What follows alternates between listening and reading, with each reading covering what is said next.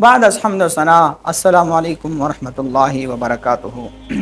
عزیز سامعین کرام، آج 22 رمضان المبارک ہے اور آج کے دن حضرت حلیمہ سعدیہ رضی اللہ تعالی عنہا کا یوم وصال کا دن ہے۔ وہ حلیمہ کہ جو ایک وقت میں عرب قبائل میں سب سے غریب خاتون تھی، لیکن جب نبی پاک علیہ الصلاۃ والسلام کو گود مبارک میں لیا اور آپ کو اپنا دودھ مبارک پلایا تو پھر ایک وقت آیا کہ حضرت حلیمہ سعدیہ رضی اللہ تعالی عنہ کے چرچے پورے عرب قبائل میں ہونے لگے۔ وہ حلیمہ کہ جن کو کوئی جانتا تک نہیں تھا، لیکن جب میرے نبی پاک علیہ الصلاۃ والسلام کے لیے آپ نے اپنے آپ کو وقف کر دیا، دودھ پلایا اور ماں کا کردار ادا کیا تو سبحان اللہ، پھر حلیمہ کے چرچے ہر طرف ہونے لگے۔ پھر شاعر یہاں پر کہتا ہے کہ حلیمہ میں صدقے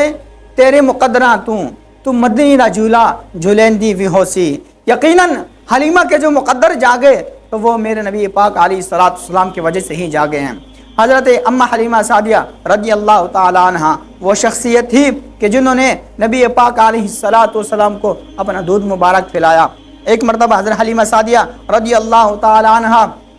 تاجدار رسالت آپ صلی اللہ علیہ وسلم کے پاس آئیں اور قحط سالے کی شکایت کی تو نبی کریم علیہ الصلاۃ والسلام کے کہنے پر حضرت خدیجہ الکبریٰ رضی اللہ تعالی عنہا نے حضرت اماں حلیمہ سعدیہ رضی اللہ تعالی عنہا کو 1 اونٹ اور 40 بکریاں عنایت فرمائیں۔ سبحان اللہ، قربان جائیں۔ نبی پاک علیہ الصلاۃ والسلام کی رضائی ماں ہونے کے باوجود نبی پاک علیہ الصلاۃ والسلام ان کے ساتھ اس قدر محبت کیا کرتے تھے۔ عمر بن صائب نے کہا کہ ایک مرتبہ حضور پاک علیہ الصلاۃ والسلام کی خدمت میں حاضر تھا کہ آپ کے رضائی باپ یعنی حضرت اماں حلیمہ سعدیہ رضی اللہ تعالیٰ عنہ کے شوہر آئے تو نبی پاک علیہ الصلاۃ والسلام نے اپنی چادر مبارک کو ایک طرف ایسے بچھایا اور ان کو بٹھا دیا، اور پھر تھوڑی دیر بعد حضرت اماں حلیمہ سعدیہ رضی اللہ تعالی عنہ تشریف لائیں تو نبی کریم علیہ الصلاۃ والسلام نے اپنا چادر مبارک دوسری طرف کا اس کو بچھایا اور اماں حلیمہ کو وہاں پر بٹھا دیا، اور تھوڑی دیر بعد پھر آپ کے رضائی بھائی آئے حضرت اماں حلیمہ سعدیہ رضی اللہ تعالی عنہ کا بیٹا، تو آپ نے ان کو اپنے سامنے بٹھایا۔ تو یہ میرے نبی پاک علیہ الصلاۃ والسلام کی تعلیمات ہیں کہ اگر آپ کی رضائی ماں بھی ہے نا تو آپ نے اس کا احترام کرنا ہے، اس کے ساتھ محبت کے ساتھ پیش آنا ہے، اس کا ادب و احترام کرنا ہے۔ حضرت ابو طفیل رضی اللہ تعالیٰ عنہ فرماتے ہیں کہ ایک مرتبہ ایک بی بی نبی پاک علیہ الصلاۃ والسلام کے پاس آئی تو حضور علیہ الصلاۃ والسلام کے قریب جب پہنچی تو نبی پاک علیہ الصلاۃ والسلام ان کے لیے کھڑے ہوئے اور کھڑے ہو کر اپنے چادر مبارک بچھائی، اور چنانچہ وہ بی بی جو تھی آ کر اس چادر پر بیٹھ گئی